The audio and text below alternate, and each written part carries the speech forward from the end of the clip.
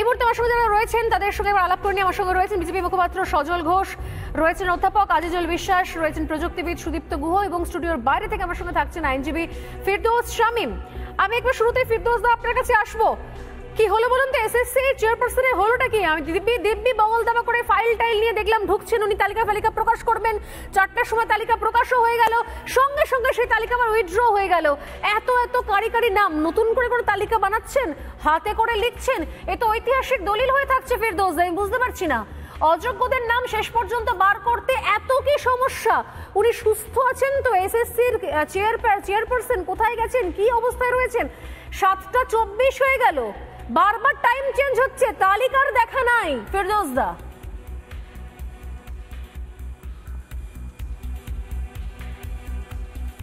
দেখুন, ওনার হাতে তালিকা আছে কি নেই এটা আমি জানি না, কিন্তু আমার হাতে সম্পূর্ণ নবম দশমের এই বোর্ডের যে অ্যাপয়েন্টমেন্ট তার তালিকা দেওয়া আছে, টোটাল 12,964 জনের।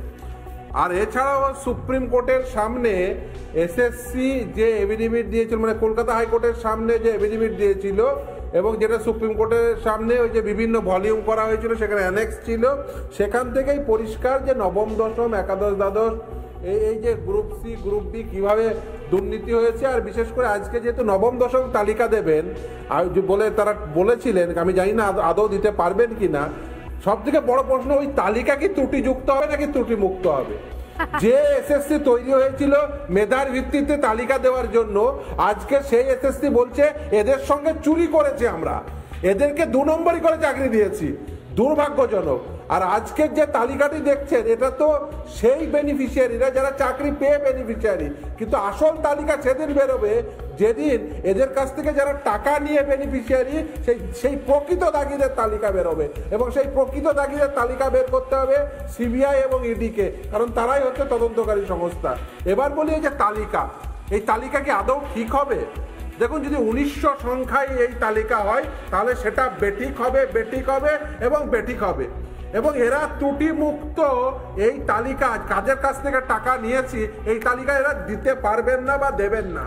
তার কারণ হচ্ছে এরা চাইবেন যতটা সংখ্যাটা কম করে দেখানো যায়। তালিকা সামনে দিলেই তো বিপদ, তালিকা দিলেই তখন চোরেদের কলার চেপে ধরবে সবাই। পাড়ায় তখন দুয়ারে ক্যাম্প চলবে, তখন চোরকে পেটাও ক্যাম্প চলবে, তখন পাড়ায় চোর ধরো চোর মারো, চোর ধরো চোর মারো ক্যাম্প চালাতে হবে তৃণমূল কংগ্রেসকে পাড়ায় তখন।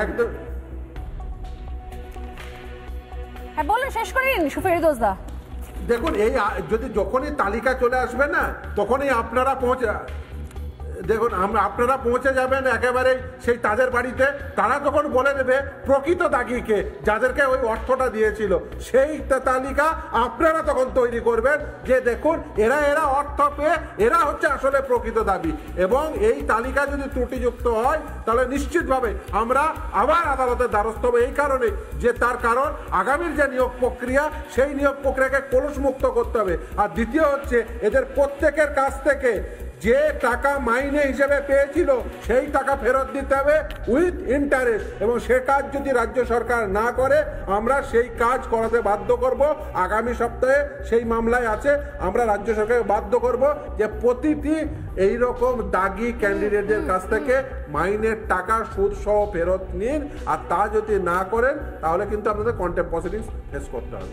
ভয়ঙ্কর ব্যাপার।